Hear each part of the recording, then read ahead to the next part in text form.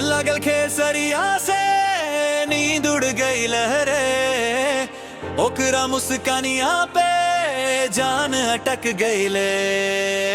नाम जपे दिन रात दिलवा पागल भइले, एक नजर देखे खातिर मनवा बेकल भइले। तेज पे आइले त मचला शोरवा, दिला में वापजेला प्यार के ढोलवा। हंसी देख के बढ़ जाला धड़कनिया, सपना में आवे रोजे सजनवा। सावन के फुहार जैसे लागे बात, दिलवा करे बस उनकरा के याद।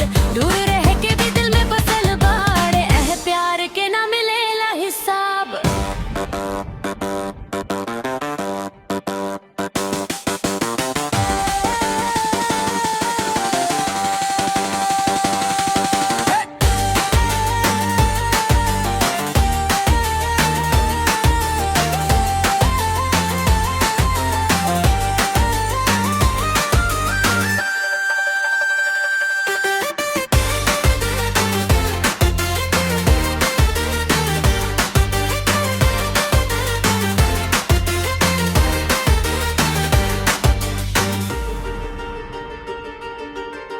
सावन के फुहार जैसन लागे बात, दिलवा करे बस उनकरा के याद।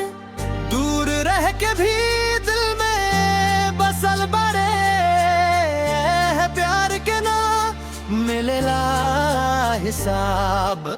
स्टेज पे आइले त मचला शोरवा, दिलवा में बजेला प्यार के ढोलवा। हंसी देख के बढ़ जाला धड़कनिया, सपना में आवे रोजे सजनवा।